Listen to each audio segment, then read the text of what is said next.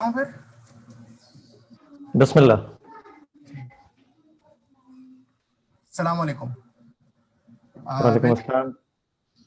आज हम अपने वीकली टेक टॉक के साथ हाजिर हैं। आज का जो प्रोग्राम है एमएफ मीडिया के प्लेटफॉर्म से वो मशीन लर्निंग पर है। नबील सिद्दीकी हमारे साथ होते हैं दुबई से। ये एक प्राइवेट ऑर्गेनाइजेशन में और सेमी प्राइवेट ऑर्गेनाइजेशन में डायरेक्टर सर्विसेज हैं और मशीन के जो प्रोडक्ट्स हैं उन पे काम करते हैं। तो नबील, क्या हाल है आपके? जी, thank you very much Mudassir. अल्लाह का शुक्र है, everything is fine and as you know everywhere nowadays mostly we are working from home, so partial है, हाइब्रिड मॉडल है, so everything is moving on now much better than few months back. So I hope हमारे जितने लोग सुनने वाले हैं everything is fine for them as well. तो अभी मैंने सुना है कि शायद मंडे 9 से जो है वो दुबई में ऑफिसेस ओपन कर रहे हैं आने के लिए। Dubai I think they were little bit proactive, तो उन्होंने July somewhere in July mid of July से जो है बिजनेसेस ओपन कर दिए थे विद सम स्ट्रिक्ट एसओपीज। तो डेफिनेटली कंप्लाइंट होना बड़ा ज़रूरी है। जो पब्लिक जाती है पब्लिक प्लेसेस में, वहाँ पे बड़े स्ट्रिक्ट कंप्लाइंस है, मॉनिटरिंग है, फाइन्स वगैरह भी दिए हैं। और जो बिजनेसेस हैं उनको तो बहुत सपोर्ट कर रहे हैं यहाँ पे, बिकॉज दे अंडरस्टैंड के पेंडेमिक जो है ये भी रहेगा काफ़ी अर्से। इसके इम्पैक्ट जो है वो can continue even much more than a year. तो they do understand business has to continue. तो काफ़ी ऑर्गेनाइजेशंस यहाँ पे ऑन साइट भी काम हो रहा है, ऑफिसेज भी लोग जा रहे हैं, but they are maintaining some procedures. So सब organizations के अपने procedures हैं. Some people are doing 50% occupancy और उस 50% occupancy social distancing maintaining करते हुए different formulas हैं. So for example, my organization, they are doing one team 1 week and another team next week. So they have split the teams into two down the line. कुछ organisations ने जो है उनको 3 हिस्सों में डिवाइड कर दिया है. So different formulas, but everybody is aligned with the objective that business has to continue, people has to meet, maintaining the SOPs. True. तो नवील, हम शुरू करते हैं अपने टॉपिक की तरफ वापस आते हैं। हमारा यह हाफ एन आवर का सेशन है।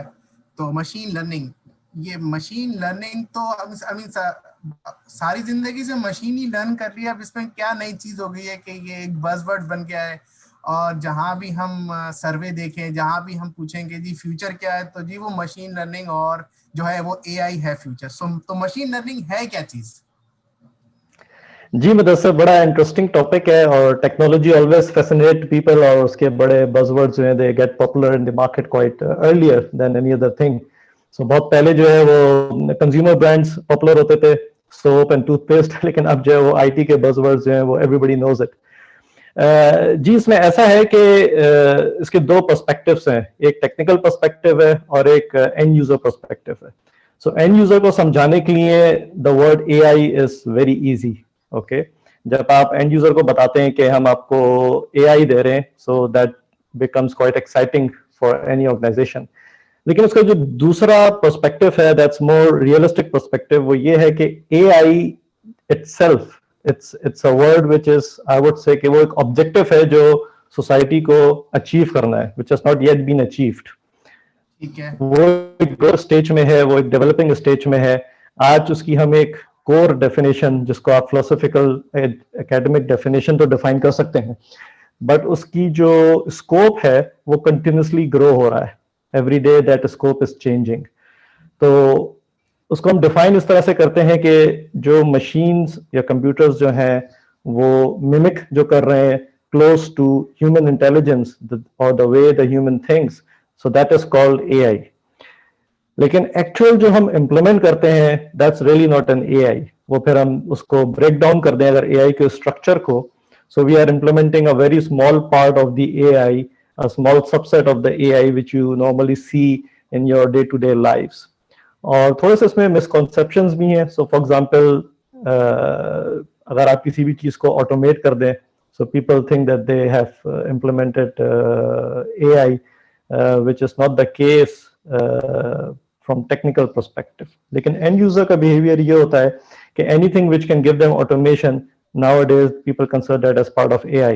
System intelligent हो गया, now we can do in an intelligent way, one click you can get the report. लेकिन ये जो कॉन्सेप्ट है ये तो बहुत अरसे पहले से भी मौजूद था। तो अब हम इसको किस तरह से फिल्टर करें कि व्हाट इज एग्जैक्टली एआई। तो उसमें ऐसा है कि जब से टेक्नोलॉजिकल मेटल जो है जिसको हम हार्डवेयर कहते हैं वो कॉस्ट इफेक्टिव होना शुरू हुआ है, डिमांड ऑफ डेटा जो है वो बढ़ने लगी है due to explosion of internet technologies, और कंज्यूमर हैंड में जब डिवाइसेस आए हैं, so the explore of the data has bought the metal prices down, और उसकी वजह से ये हुआ है कि अब हमारी capacity to store huge amount of data has increased, और उसके जो बेनिफिट्स हैं वो अब सोसाइटी रीप करना शुरू कर रही है। So this is the positive side, और उसमें मशीन लर्निंग और एआई बड़ा अच्छा रोल प्ले कर रहा है। एक सिंपल उसकी डेफिनेशन ये है कि machine learning is a subset of AI. AI itself is a very broader terminology. आप उसको जो है टूल्स में या डेफिनेशन में समझने के लिए तो आप डिस्क्राइब कर सकते हैं, but it's a ever growing thing. कुछ जो लीडिंग ऑर्गेनाइजेशंस हैं जिसको आप कहते हैं which are ruling the world, जैसे फेसबुक है, गूगल है, they are more on the advance stage. लेकिन जब आप एक जनरल एंटरप्राइज मार्केट में आते हैं, सेल्स परचेज की बात करते हैं, या जो हमारे इंजीनियर्स काम कर रहे हैं, टेक्निकल यूथ हमारी जो काम कर रही है, तो वो जिस लेवल पे भी काम कर रहे हैं, जो काम मार्केट में अवेलेबल है, that's more closer to machine learning. तो उसमें होता ये है कि आप बिग डेटा को इम्प्लीमेंट करते हैं और फिर कुछ उस पे एल्गोरिथम्स अवेलेबल हैं जिनको यूटिलाइज करके आप जो है मशीन लर्निंग इम्प्लीमेंट करते हैं, जिससे काफ़ी प्रोसेस में इम्प्रूवमेंट्स आती हैं, और उसके बेनिफिट जो है वो एंड यूजर फिर he can see and that reflects in the real life examples. Machine learning और सिमुलेशन में क्या फर्क है? देखिए ये कॉन्सेप्ट्स बड़े पुराने हैं। अगर आप एयरलाइन इंडस्ट्री में जाएं तो जो रिजर्वेशन सिस्टम है वो बहुत पहले से, I think 30 to 40 years down the line, they were using kind of AI जिसको हम आज एआई कहते हैं। तो उसमें और अब में फर्क क्या है? फर्क ये है कि वो भी एक चीज थी जिसको आप सिमुलेट करते थे, जिसको आप सिमुलेशन का मतलब है कि आप क्रिएट एन एनवायरनमेंट, आप अपने रूल्स के ऊपर एक एनवायरनमेंट क्रिएट कर देते हैं, you can put an number of rules and create that situation, right. और उस सिचुएशन को फिर आप प्रैक्टिकल लाइफ में जब ट्रांसफॉर्म कर देते हैं, सो आप कहते हैं कि हमने उस चीज को इम्प्लीमेंट कर दिया प्रैक्टिकल लाइफ में, सिमुलेशन एनवायरनमेंट को।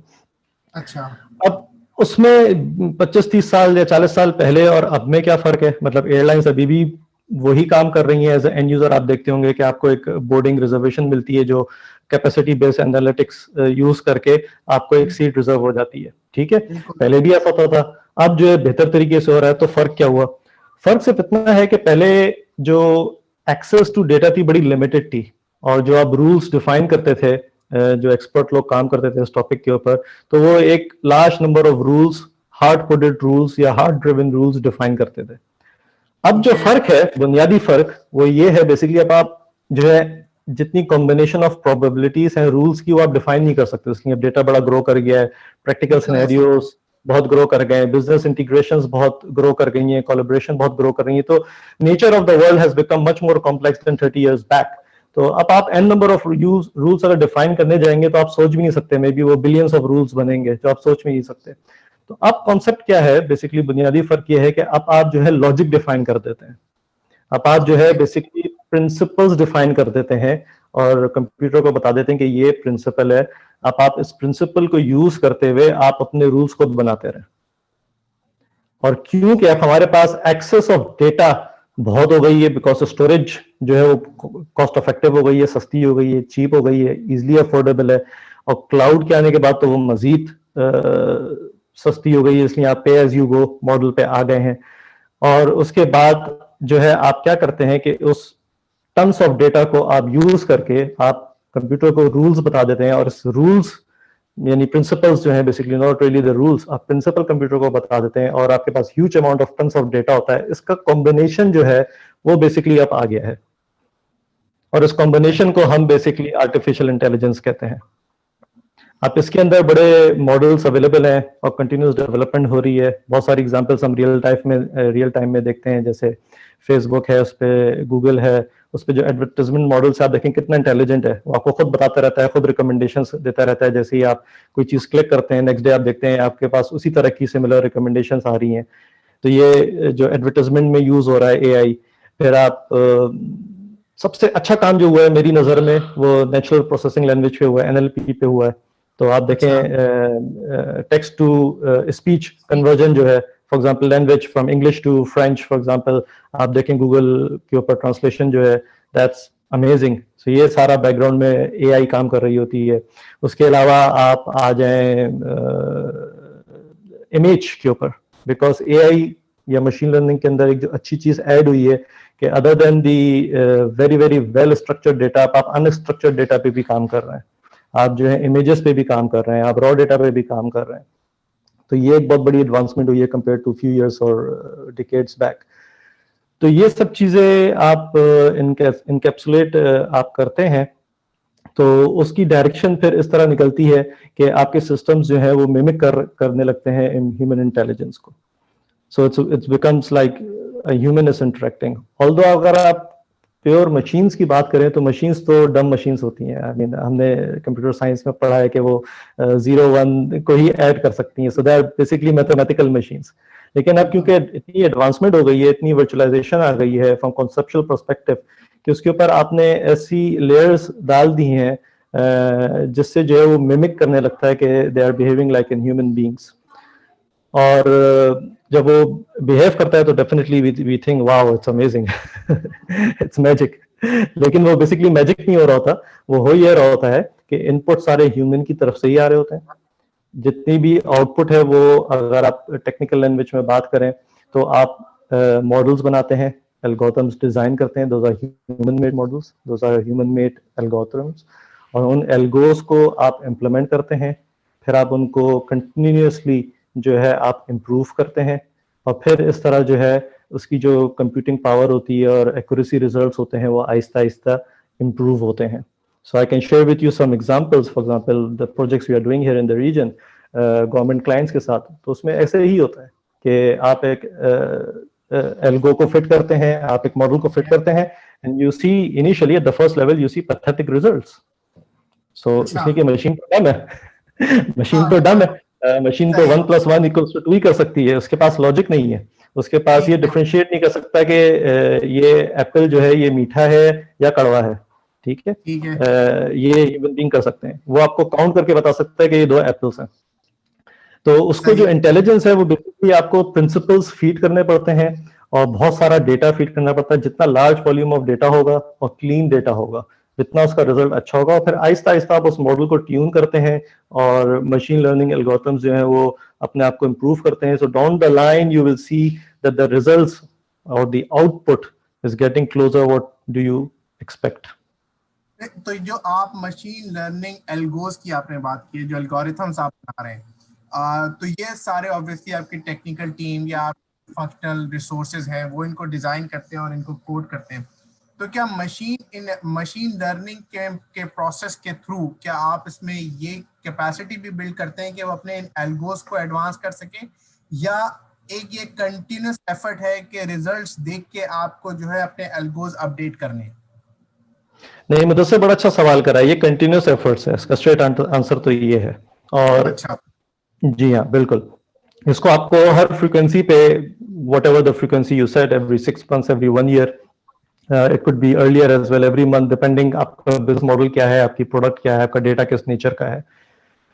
अगर आपका डेटा नेचर बहुत ज्यादा डायनेमिक है, so it could be over a period of weeks as well, over a period of days as well. I'm expecting कि जो organizations like Google and Amazon and Facebook, I think their frequency is much more higher. लेकिन हम जो enterprise segment में काम करते हैं, जो एक limited geographic data पे काम कर रहे होते हैं, तो वहाँ पे normally quarterly frequencies apply हो रही होती हैं, half yearly frequencies apply हो रही होती हैं, जहाँ मॉडल को जो है रिव्यू करते हैं, आप मॉडल को अपडेट करते हैं, आप डेटा को रिव्यू करते हैं, आप डेटा सेट को अपडेट करते हैं, और आप फाइन ट्यून करते हैं मॉडल को।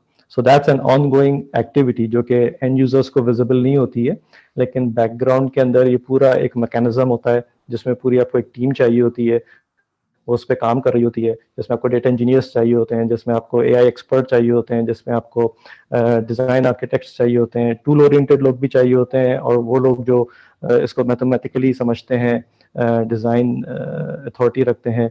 तो it's a set of pool. You need a set of pool to really make sure that the output is within the context. Makes And sense. उस context का होना बड़ा ज़रूरी है.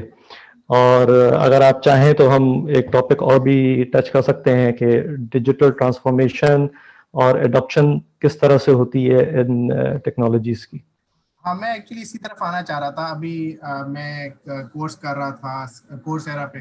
तो जब भी डिजिटल ट्रांसफॉर्मेशन के जिस भी कोर्स की बात होती है, या ये देख कहते हैं कि जो भी नई टेक्नोलॉजी आ रही है उसकी एडॉप्शन की बात होती है, तो सबसे पहले नाम आता है दुबई का, कि जी आज ये चीज अडॉप्ट कर ली, दुबई ने ये चीज अडॉप्ट कर ली. तो दुबई ने अब ऑब्वियसली मिडिल ईस्ट में अभी वो सबसे पहले स्पेस पे जा रहा है. उन्होंने मार्स का मिशन भेजा. फिर अब इस वक्त मशीन लर्निंग और AI में दुबई में क्या नई चीज होने जा रही है? सी देखें, वही वाली बात है कि one size does not fit everyone, right. तो ये तो एक ऐसा डिसीजन होता है कि आपने क्या अडॉप्ट करना है. ये एक इंडिविजुअल ऑर्गेनाइजेशनल डिसीजन होता है. आप इन्फ्लुएंस और लेसन लर्न बिल्कुल फुलफिल कर सकते हैं through other references, through other geographies, through other people. अब जहाँ तक मिसाल है दुबई की, सो बिल्कुल उनका एक स्ट्रेटेजिक फोकस है, और ये बड़ा इंपॉर्टेंट फैक्टर होता है कि आप जो काम करना चाह रहे हैं टेक्निकल लेवल पे, उसका बिजनेस कॉन्टेक्स्ट क्या है. और इसका सक्सेस क्राइटेरिया भी इसी तरह ही मिलता है कि आप जो डेटा एनालाइज करना चाह रहे हैं, जो डेटा प्रोसेस करना चाह रहे हैं, और जो रिजल्ट देना चाह रहे हैं, वो they remain in a single context. जहां आपका कॉन्टेक्स्ट जो है वो अलाइन नहीं होता, ठीक है, वहां पे फिर प्रॉब्लम्स आना शुरू हो जाती हैं. So the number one thing, अगर आप इसमें पूछें कि जी इसको किस तरह से ट्रांसफॉर्म करते हैं, और जो सक्सेसफुल मॉडल्स हैं या रेफरेंसेस हैं, जैसे आपने दुबई की एग्जांपल ली इस रीजन में, so why they are little bit more successful than others. तो उसकी वजह यही है कि ये टॉप टू बॉटम अप्रोच है. Basically it's not bottom to top. अगर आप एक इंजीनियर को बोलेंगे कि आप एक सिस्टम डिजाइन करें, his focus will be to use the best technical tools and the best models, because that's something what he has the craze about it. लेकिन जरूरी नहीं है कि आप वो बेस्ट टूल और बेस्ट टेक्नोलॉजी और बेस्ट डेटा यूज करके जो है बेस्ट बिजनेस आउटपुट भी दे सकें. तो उसके लिए बड़ा जरूरी होता है. तो ये तो first I think pre requisite है. और कुछ रीजन्स में, कुछ सिटीज में I think this is going well. Dubai is one of the example के यहाँ पे जो टॉप लीडरशिप का फोकस है दैट्स वेरी हाई. और मेरे ख्याल में, if I am not wrong, Dubai was the first कि उन्होंने AI मिनिस्ट्री अनाउंस करी है, which is very unique in the world. Nobody has that. I don't know if you are aware of that. Dubai का मैं actually ये technology की बात है, लेकिन अभी मेरे ख्याल में शायद परसों शेख मोहम्मद ने पहली वैक्सीन भी एडमिनिस्टर की है अपने उसमें. तो they are actually leaders in terms of जो भी टेक्नोलॉजी. वैक्सीन भी अब एक टेक्नोलॉजी है कि वो किस तरह किया है, वो पहले शायद डिफरेंट मॉडल से होती होगी. इस वक्त दुबई में मशीन लर्निंग, जैसे मैंने हाइपर लेजर के बारे में क्या पढ़ा हूँ कि वो सारा कुछ जो है वो हाइपर लेजर और स्मार्ट कॉन्ट्रैक्ट्स इंप्लीमेंट कर रहे हैं, और वो सबसे बड़ी जो फर्स्ट और गवर्नमेंट होगी जो कि हाइपर लेजर और फैब्रिक को जो है वो इंप्लीमेंट कर रही होगी. तो मशीन लर्निंग में अब इस वक्त वो क्या कर रहे हैं? देखिए, जैसे मैंने आपको बताया कि दुबई ने टॉप टू बॉटम अप्रोच ली है. They have a couple of ministries who are focusing on these initiatives, जिसमें एक ministry itself है which is called AI ministry. There's a minister, dedicated minister for AI.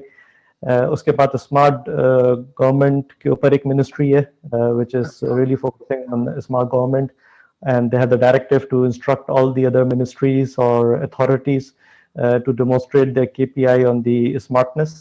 And when we say smartness, उसमें efficiency and e-smartness, e-services वगैरह को launch करना.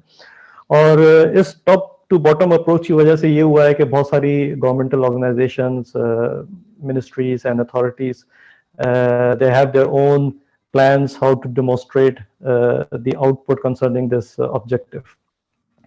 अब उसका इन्होंने सक्सेस क्राइटेरिया डिफाइन करा हुआ है, और इसकी एक बड़ी अच्छी चीज, I would say heart of that is again they have a very unique thing, Ministry of Happiness. तो हम इधर दुबई को डिस्कस नहीं कर रहे, but we are just taking as an example. So because I really like that example आपने जो जिक्र करा. तो मिनिस्ट्री ऑफ हैप्पीनेस है, मिनिस्ट्री ऑफ एआई है, मिनिस्ट्री ऑफ स्मार्ट गवर्नमेंट है.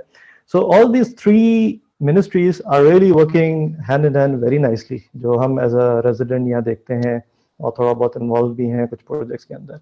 तो ये अप्रोच बड़ी अच्छी अप्रोच है. इसका फायदा क्या होता है डिजिटल ट्रांसफॉर्मेशन में? देखिए, इसका फायदा ये होता है कि शुरू में like 7-8 years back when I started doing projects similar to those, and since I'm involved more into government projects जिसमें हम पब्लिक सेफ्टी और डिफेंस और एयरपोर्ट्स एंड ट्रांसपोर्टेशन अथॉरिटीज इनके साथ काम करते हैं. तो शुरू में यही हुआ था कि पहले जो लीडिंग रोल्स होते थे वो टेक्निकल अथॉरिटीज के होते थे, यानी आईटी डिपार्टमेंट्स के होते थे. और बिजनेस जो होता था, they were the invitee to come and attend the meeting and just share their inputs and leave the meeting. तो उसका ड्रॉबैक बेसिकली ये होता था कि आप बड़ी अच्छी एक प्रोडक्ट बना देते थे जो बड़ी यूजफुल भी शायद हो, लेकिन बिजनेस की तरफ से उसकी एक्सेप्टेंस नहीं आती थी. एक्सेप्टेंस का मतलब है ओनरशिप नहीं आती थी. तो ये एक बड़ा वीक पॉइंट है. जब भी आप ट्रांसफॉर्मेशन करते हैं, so transformation is not about going digital. इसकी जो सक्सेस है वो बेसिकली विल अचीव होगी if people who will use it at different level, at strategic level, at operational level, at down most level, they adopt that product, number 1 या solution. और number 3 ये आएगा कि स्ट्रेटेजिक लेवल पे वो organisation जो है they start reaping the benefit of that technology और of that solution of that digital transformation. ठीक है जी.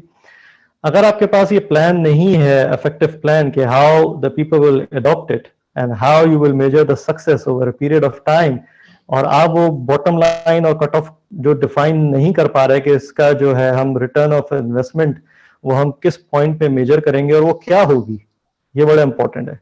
और जब अगर आप प्राइवेट सेक्टर में कर रहे हैं तो आप देखेंगे कि आपके कस्टमर्स के लिए क्या बेनिफिशियल क्राइटेरियाज हैं, क्या उनकी आपकी प्रोडक्ट इंप्रूव होगी, आपका ऑपरेशंस इंप्रूव होगा, आपकी प्रॉफिटेबिलिटी इंप्रूव होगी, आपके रेवेन्यू इंक्रीज होंगे.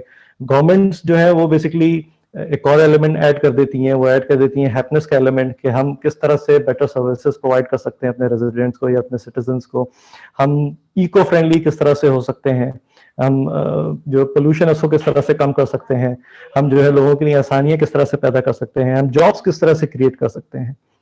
तो ये सारे फैक्टर्स जो है डिसीजन मेकिंग और सक्सेस क्राइटेरिया का अगर हिस्सा बनेंगे और इसको टॉप टू बॉटम एड्रेस करने के लिए सारी स्ट्रेटेजीज होगी, तो फिर वो ट्रांसफॉर्मेशन जो है एडॉप्शन के साथ सक्सेसफुल हो सकती है.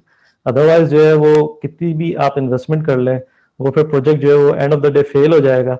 इसलिए जो यूज करने वाले लोग हैं या तो वो उसको समझेंगे नहीं या उसके अगेंस्ट हो जाएंगे. तो ये बड़ा जरूरी होता है.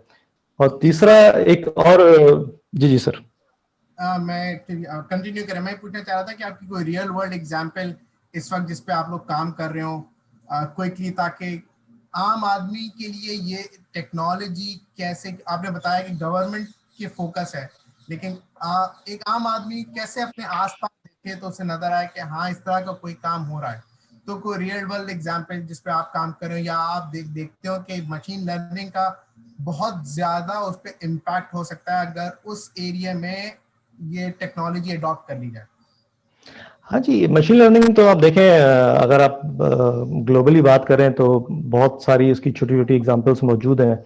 अभी पाकिस्तान की ही आप एग्जांपल लें, सो मैं 1-2 आर्टिकल्स पढ़ रहा था कुछ महीने पहले कि एनईडी यूनिवर्सिटी के अंदर बड़ा अच्छा काम हुआ है. उन्होंने जो राइस एक्सपोर्ट एसोसिएशन उनके साथ मिलके मशीन लर्निंग मॉडल को यूज करते हुए क्वालिटी ऑफ राइस का जो प्रोसेस है, जिससे आप सेग्रीगेशन करते हैं, कैटेगराइजेशन करते हैं, राइस सैंपलिंग करते हैं, तो उसको ऑटोमेट कर दिया यूजिंग एआई. यानी आप चावल के कुछ सैंपल जो है उस स्टॉक में से उस कैमरा के सामने रखें जिसके पीछे एआई एल्गोरिथम चल रहा है, तो वो आपको क्लासिफाई करके बता देगा ये क्वालिटी है, क्वालिटी बी है या क्वालिटी सी है.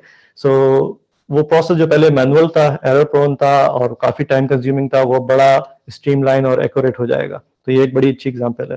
तो इस तरह की न्यूमरस एग्जांपल्स मेडिकल के अंदर बहुत अच्छी एग्जांपल्स सामने आ रही हैं, जिसके अंदर जो है X-rays can be red through machine learning algorithms और मॉडल्स के थ्रू, टेक्नोलॉजी के थ्रू, जिससे आपको क्विक आउटपुट और मच एक्यूरेट आउटपुट आ जाता है. अभी आप देखें एक डॉक्टर या एक टेक्नीशियन जो है स्पेशलिस्ट रेडियोलॉजी स्पेशलिस्ट, उसके बाद बड़ा बैकलॉग होता है, सो वो 2-3 दिन लगते हैं जब तक वो अपनी रिपोर्ट जनरेट करेंगे एक्सरे की क्या रिपोर्ट है। आप इसी को आप मशीन लर्निंग टेक्नोलॉजी के साथ इंटीग्रेट कर दें तो वो मेरे ख्याल में कुछ मिनट्स का काम हो जाएगा, just feed to the computer and get the output. उसके अलावा जो मैं काम कर रहा हूँ, since I am more related to transportation industry at a moment, तो हमने कुछ काम करे हैं जिसमें हमने इम्प्रूवमेंट्स लेकर आए हैं ट्रांसपोर्टेशन सेक्टर में, पब्लिक ट्रांसपोर्टेशन सेक्टर में और एयरपोर्ट ऑपरेशंस के अंदर। और उसमें ये है कि जी के अगेन अगर आप एग्जांपल लें मिडल ईस्ट रीजन की, तो यहाँ पे दुबई की एग्जांपल लें, so they are always innovative, so they have brought up the first multimodal transportation concept, that how to integrate and have a one dash unified view for multimodal transportation। और उसका benefit ये हुआ है जो हमने काम करा है कि जितना भी मल्टीमोडल का मतलब है जितने मोड्स ऑफ ट्रांसपोर्टेशन है, बस है, टैक्सी है, ट्रेन है, मेट्रो है, वाटर ट्रांसपोर्टेशन भी हो सकती है, इन फ्यूचर साइकिल और ड्रोन ट्रांसपोर्टेशन भी हो सकती है, तो there is no limit to the types of transportation.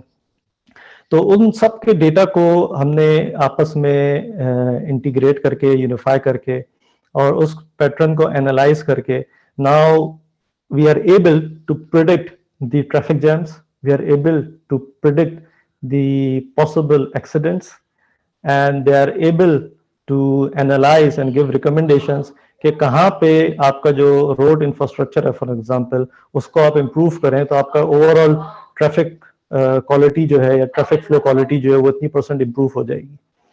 तो इन थोड़े से फैक्टर्स को ही आप कंसिडर करें और इसका बेनिफिट देखें तो it translates into large number of dollars. इसलिए जब आप रोड इंफ्रास्ट्रक्चर बनाते हैं, अगर आप कुछ सालों पहले चले जाएं, बड़ी टेक्नोलॉजी तो यूज हो रही है लेकिन फिर भी काफी हद तक काम मैनुअल डिसीजन मेकिंग पे था, और उसमें ये होता था कि आप बहुत सारी रोड इंफ्रास्ट्रक्चर पे इन्वेस्ट करते थे, उसमें आपका जो रिटर्न जो होता था वो मेरे ख्याल में 40% 50% होता था।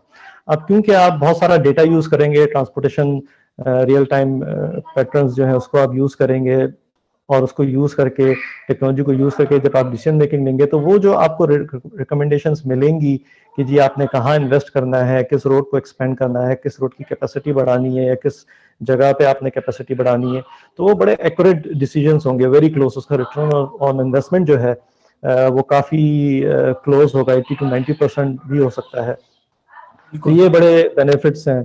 और ऑन टॉप ऑफ दैट वही हैप्पीनेस की बात आती है, तो ये मेरा personal opinion, of course this is not something at the moment happening, but आप ये सारी चीजों को एनालाइज करके थ्रू मशीन लर्निंग आपके पास बड़े क्विक रिजल्ट्स आ जाएंगे जो हम मैनुअल या semi non machine learning based systems के थ्रू नहीं कर सकते। कि आप ये डिसीजन ले सकते हैं कि कितने लोग जो है अभी वो कार्स में अपने कम्यूट करते हैं ऑफिस पे, और आप किस तरह से बस नेटवर्क अपना इस तरह से बना दें कि वो लोग जो गाड़ी में जाते हैं टाई शाई लगा के वो भी अब बस में जाने लगे।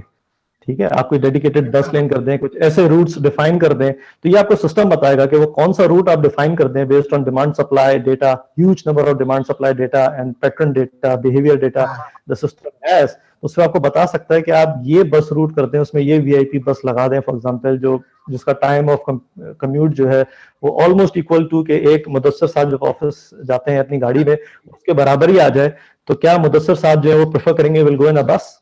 ठीक है, तो इस तरह की डिसीजन मेकिंग जो है वो सिस्टम ये हेल्प कर सकता है, और इस हेल्प से रियली आप quality of life, traffic congestions और इनोवेशन और न्यू वेज ऑफ ट्रांसपोर्टेशन आप इंट्रोड्यूस कर सकते हैं। शुक्रिया नबील, आपने बहुत टाइम दिया और बहुत सीखने की सारी चीज़ें बताई। आपके साथ किसी वक्त डिटेल सेशन रखेंगे कि टेक्निकलिटीज क्या हैं, टूल्स इसके क्या हैं, इसको कैसे हम इम्प्लीमेंट कर सकते हैं। और किसी जाते जाते एक सवाल जो मैं सबसे करता हूँ वो ये है कि जैसे आपको पता है हमारा जो एजुकेशनल सिस्टम है पाकिस्तान का वो एक काफ़ी चैलेंजेस का शिकार रहता है। बहुत सारे एक मेजर जो लोग हैं वो स्कूल नहीं जा पाते, यूनिवर्सिटीज़ के की स्ट्रेंथ तो वैसे ही बहुत कम है, और फिर वो क्वालिटीज़ भी हमारे सामने ही है। तो एक नौजवान जिसने यूनिवर्सिटी एजुकेशन नहीं ली हुई या जिसने मैट्रिक की एजुकेशन नहीं की हुई, वो अगर मशीन लर्निंग की तरफ आना चाहे, या जैसे आपने कहा आपको इस आर्किटेक्ट चाहिए, इसमें आपको डेवलपर्स चाहिए, इसमें आपको सिस्टम डिजाइन करने वाले चाहिए, तो वो किस तरह से अपने आप को जो है वो इस लाइन की तरफ, क्योंकि बड़ी इंटरेस्टिंग है आपने जो सारी चीजें बताई, ये चैलेंजेस है हमारी लाइफ में, ये हमारी लाइफ में आई डू सी के इनमें जो है कुछ जगहों पे जॉब इम्पैक्ट आएगा, लेकिन मैं फिर ये देखता हूँ कि जब लास्ट इंडस्ट्रियल रेवोल्यूशन आई थी तो उस वक्त जॉब इम्पैक्ट आया था, जब इंडस्ट्री लगना शुरू हुई थी, जब मैकेनिकल इंडस्ट्री 1800 में, तो लोगों ने अपने आप को अडेप्ट किया था, उन्होंने अपनी जो स्किल्स हैं वो डिफाइन की थी। अभी जो लोगों में चैलेंज है वो डरते हैं कि एआई या ये सब चीजें हमारी स्किल्स ले लेंगी, तो यस ऑब्वियसली जो काम आज आप कर रहे हैं वो जरूर ऑटोमेट हो जाएगा, बट आई डू सी कि नई चीजें भी निकल कर आएंगी। तो उसमें से एक तो यह है कि आप इस पूरे सिस्टम के आर्किटेक्ट बन जाएं, जैसे आप इस वक्त हैं कि आपने कहा कि अच्छा इस्तेमाल क्या करना है, हम ही बनाते हैं, आप इस्तेमाल करें। तो अगर नौजवान इस लाइन में आना चाहें तो हम इसको कैसे, उनको क्या क्या गाइडेंस दे सकते हैं कि वो इस तरफ आए और अपना काम इसमें अपना फ्यूचर बनाएं? हाँ, देखिए आपके सवाल में दो सवाल हैं बेसिकली। एक तो ये आपने पॉइंट हाईलाइट करा कि बहुत से लोगों को ये डर है कि जी ये चीज आएगी तो बहुत सारी ऑर्गेनाइजेशंस में इवन आईटी के लोग हमारी शायद जॉब चली जाएं, और कुछ ऑपरेशंस के लोग यार अब तो ये बिजनेस प्रोसेस जो है ये मशीन कर देगी तो हमारी जॉब चली जाएगी।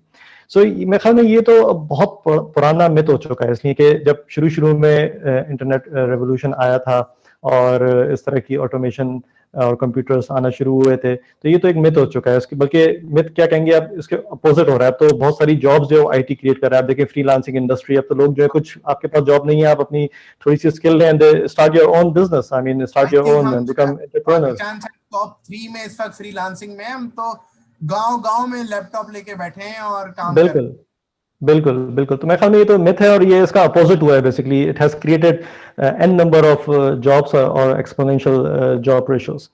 अच्छा, दूसरा आपका सवाल है कि लोग क्या करें और पाकिस्तान के एजुकेशन के सिस्टम के हवाले से, तो मेरे ख्याल में अब जो नया दौर है जिसको आप 4.0 कहते हैं रेवोल्यूशन, वो इंडस्ट्री 4। बेसिकली बड़ा प्रैक्टिकल दौर है। ठीक है जी। ठीक है। इसका मतलब ये नहीं है कि आप जो क्लासिक स्टडी मॉडल उसको छोड़ दें, लेकिन इसका मतलब ये है कि अब मल्टीपल स्टडी मॉडल्स जो हैं वो इंट्रोड्यूस होने चाहिए, और वही कामयाबी का राज है as a nation, as a community. तो ठीक है। जो लोग जो क्लासिक मॉडल पे नहीं चल सकते ड्यू टू XYZ रीजंस, तो उनके लिए ये बड़ा जरूरी है कि अगर गवर्नमेंट या सोसाइटी में वो सिस्टम नहीं है तो वो खुद अपने ट्रैक बना के उस चीज को अडॉप्ट करने की कोशिश करें, और उसको मैं कहता हूँ शॉर्ट लर्निंग पाथ्स। ठीक है, आप ठीक है। टूल ओरिएंटेड हो जाएं, आप अपने आप को उसमें पहला तो ये कि first learn how you can adopt. ठीक है, तो सो जो भी टेक्नोलॉजी चल रही है, जो भी टूल चल रहा है, it doesn't necessary it could be from IT industry. आप जाए तो Fair enough. टेक्नोलॉजी अब हर इंडस्ट्री में, एग्री इंडस्ट्री में, मेडिकल इंडस्ट्री में, every industry has element of technology. आप उस चीज को सीखें, आप उस चीज को कोशिश करें कि जाने, और उस पर अपनी स्किल बनाएं एंड स्टार्ट अर्निंग, बिकॉज सबको अपना घर चलाना होता है। So that's necessity. ये तो नीड नहीं है, ये तो एक विश नहीं है, इट्स अ नेसेसिटी। तो मेरे ख्याल में यूथ के लिए बहुत जरूरी है कि जिनके पास अपॉर्चुनिटीज थोड़ी लिमिटेड हैं ड्यू टू अदर कॉन्स्ट्रेंट्स, कि वो शॉर्ट ट्रैक्स पे जाएं, डिसहार्टेड ना हो, वो उसमें ना जाएं कि मैं अगर जो है 4 years का प्रोग्राम नहीं कर सकता so I can't do anything. No, there are lot of opportunities, short term opportunities, learning opportunities available हैं। अब तो ऑनलाइन लर्निंग अपॉर्चुनिटीज बहुत सारी अवेलेबल है, बहुत आपको ज्यादा। किसी कॉलेज में दाखिला देने की फिजिकल जाने की जरूरत नहीं है। और इस पेंडेमिक के बाद तो वो और ज्यादा फ्लेक्सिबल और इजी हो गई है। जो लोग नहीं जानते थे वो भी अब उस मोड में और उस ट्रैक पे आ चुके हैं बड़े इजीली। तो वो एक ट्रांसफॉर्मेशन तो ऑलरेडी हो चुकी है पिछले 4-6 महीनों में। तो आई थिंक डिसहार्ट ना हो, और जो लोग हैं जो आपको सपोर्ट कर सकते हैं उनसे मशवरा करें, उनसे बात करें, and adopt a line and jump into it.